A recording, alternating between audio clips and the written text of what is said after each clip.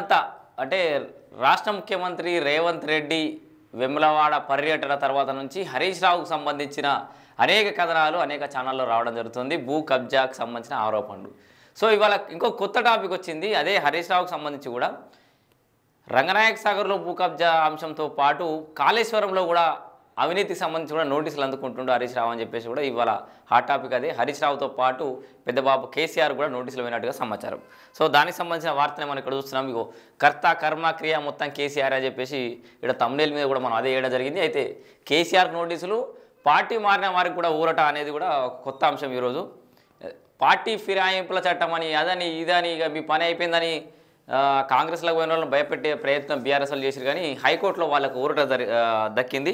ఏంటంటే స్పీకర్దే తుది నిర్ణయం అని చెప్పేసి కూడా హైకోర్టు చెప్పింది. అంటే తగిన సమయంలో సో స్పీకర్ యొక్క నిర్ణయాలను మేము తప్పుపట్టలేము, ఆయన నచ్చినప్పుడు నచ్చిన విధంగా ఆయన నిర్ణయం తీసుకోవచ్చు అని కూడా సుప్రీంకోర్టు మన హైకోర్టు చెప్పిన పరిస్థితి. సో దానికి సంబంధించిన వార్తలు ఇక్కడ చూద్దాం. ఫస్ట్ ఈ నోటీసులకు సంబంధించిన అంశాలు చూద్దాం, తర్వాత మిగతా చూద్దాం. ఇక చూడుర్రి, కేసీఆర్కు నోటీసులు, సిద్దిపేట ఎమ్మెల్యే హరీష్ రావుకు సైతం. ఇక అంటే చాలామంది ఇక ఏమంటారు, మా హరీష్ అన్న జబర్దస్తుకొని ఇష్టం వచ్చినట్టు కొడుతురు, కానీ వాళ్ళు మనం పట్టించుకోవాల్సిన అవసరం లేదు. ఎందుకంటే చట్టం తన పని తాను చేసుకుంటూ పోతా అన్నట్టు ఆడ అయ్యే పని అవుతా ఉంది. ఇక మరో కథనంలో అని చెప్పేసి అది ఎంత మురుగా పెట్టినా ఆధారాలు ఎడిగవు, చింపేస్తే చిరిగిపోయే ఆధారాలు కావవి. ఏదో భూమి కాడ మోక కాడ అటు ఇటు చదువుకొని ఏదో రైతుల మీదకి నెట్టేసే ప్రయత్నం చేయడం, ఇది ఏదో నాకు తెలియకుండా ఆ రైతులదే ఆ భూమి రైతులదే కాదు అని చెప్పేసి ఏదో రికవరీకి సంబంధించి ఏదో ప్రయత్నాలు జరుగుతున్నట్టు కూడా తెలుస్తుంది. సో ఎన్నో జిమ్మిక్కులు చేస్తుండే హరీష్ రావు రంగనాయక సాగర్లో భూమి కబ్జా చేయలేదు అని చెప్పుకోవడానికి.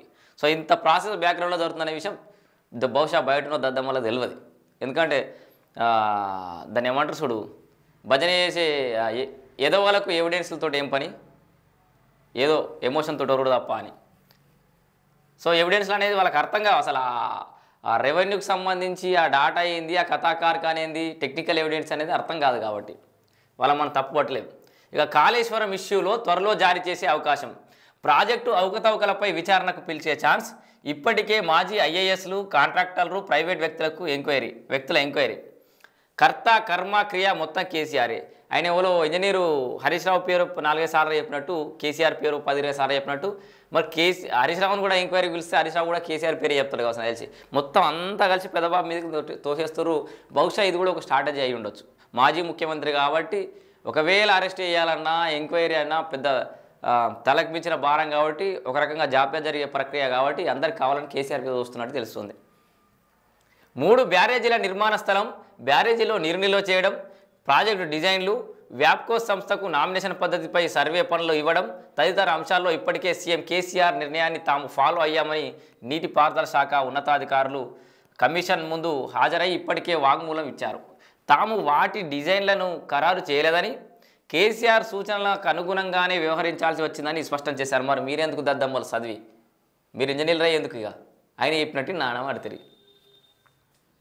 ఓకే, కేసీఆర్ సూచనల మేరకు అనుగుణంగా వ్యవహరించాల్సి వచ్చిందని స్పష్టం చేశారు. కేసీఆర్ నిర్ణయాన్ని తాము ప్రశ్నించే స్థాయిలో లేకపోవడంతో వాటిని ఫాలో కావాల్సి వచ్చిందని స్పష్టమైన సమాచారాన్ని అందించారు. వ్యాప్కోస్ తయారు చేసిన కాళేశ్వరం డిపిఆర్నే ప్రభుత్వం ఆమోదించిందని, కేసీఆర్ దానికి అనుమతి ఇస్తూ సంతకం చేశారని తెలిపారు. నిర్మాణం చేపట్టే క్రమంలో అన్నారం, సుందిల్ల బ్యారేజీల నిర్మాణ ప్రదేశాలను మార్చారని వెల్లడించారు. తాము సూచించినట్లు కాకుండా స్లూయిస్ గేట్ల సైజు, బ్యారేజీల ప్రధాన గేట్ల సైజును తగ్గించారని కమిషన్ విచారణలో పేర్కొన్నారు. సో అవిట్ల సైజులు కూడా తగ్గించారట. ఇక అన్నింటికీ గులాబీ బాసే కారణం అంటూ వెల్లడి, రాష్ట్రానికి చేరుకున్న జస్టిస్ పీనాకి చంద్రఘోష్ మరో 52 మంది నీటిపారుదల శాఖ అధికారులకు తాజాగా నోటీసులు. సోమవారం నుంచి విచారణకు రావాలనే ఆదేశం. తుది దశకు చేరిన కమిషన్ విచారణ. ఇక ఇంకొక 2-3 విచారణలలో కాళేశ్వరం కథ కూడా ఓడిచిపోతుంది. ఈ సంవత్సర కాలం మొత్తం కాంగ్రెస్ సర్కారు గత బీఆర్ఎస్ పాలకుల మీదనే నజర్ పెట్టింది. వాళ్ళ అవినీతి, వాళ్ళ అక్రమాలు అవి వెలికి తీసే కార్యక్రమం, రోజుకొక కుంభకోణం బయటకు రావడం, ప్రతిరోజు పేపర్లు ఇదే రావడం, వాస్తవానికి చదివి విని జనాలకు కూడా బోరు కొట్టింది, చదివి మాకు కూడా విసుకొచ్చేసింది. సో చర్యలేవి అని. సో మేబీ ఈ 2వ ఏడాదిలో అంటే కొత్త సంవత్సరంలో అందరి మీద చర్యలు అయితే లైన్గా ఉండే అవకాశం అయితే కనిపిస్తుంది ఖచ్చితంగా. కాళేశ్వరం ప్రాజెక్టు విచారణలో భాగంగా బీఆర్ఎస్ పార్టీ అధినేత మాజీ ముఖ్యమంత్రి కేసీఆర్కు త్వరలో నోటీసులు జారీ కానున్నట్లు తెలుస్తోంది. ఆయనతో పాటు గత ప్రభుత్వంలో నీటిపారుదల శాఖ మంత్రిగా పనిచేసిన హరీష్ రావుకు సైతం నోటీసులు ఇవ్వనున్నట్లు సమాచారం. ఈ మేరకు విచారణ చేస్తున్న జస్టిస్ పినాకి చంద్రఘోష్ రంగం సిద్ధం చేసినట్టు తెలిసింది. ఇప్పటికే పలువురు మాజీ ఐఏఎస్ అధికారులు, కాంట్రాక్టర్లు, ప్రైవేట్ వ్యక్తులను విచారించిన చంద్రఘోష్ నీటిపారుదల శాఖకు చెందిన మరో 52 మంది అధికారులకు శుక్రవారం నోటీసులు జారీ చేశారు. సోమవారం నుంచి విచారణకు హాజరు కావాలని ఆదేశించారు. గురువారమే ఆయన రాష్ట్రానికి చేరుకున్నారు. ఘోష్ డిసెంబర్ 5 వరకు ఇక్కడే ఉండి విచారణ కొనసాగించనున్నారు. కాగా ఇటీవలే కాళేశ్వరంపై చంద్రఘోష్ విచారణ 7వ పేజీ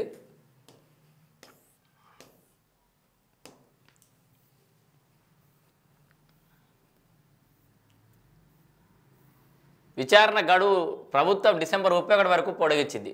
సో 3వ విడత క్రాస్ ఎగ్జామినేషన్ జరుగుతుందట. కాళేశ్వరం ప్రాజెక్టులోని బ్యారేజీల నిర్మాణంపై విచారణలో భాగంగా జస్టిస్ పినాకి చంద్రఘోష్ 3వ విడత క్రాస్ ఎగ్జామినేషన్ ప్రారంభిస్తున్నారు. ఇప్పటికే 2 విడతల క్రాస్ ఎగ్జామినేషన్లో నీటిపారుదల శాఖ రిటైర్డ్ ఏఎన్సీ మురళీధర్, నల్లా వెంకటేశ్వర్లు, బి నాగేంద్రరావుతో పాటు పలువురు చీఫ్ ఇంజనీర్లు, ఇతర ఇంజనీర్లను ప్రశ్నించారు. ఇక 3వ విడతలో భాగంగా ముందుగా ఐఏఎస్లు, ఆ తర్వాత రిటైర్డ్ ఐఏఎస్లను విచారించనున్నారు.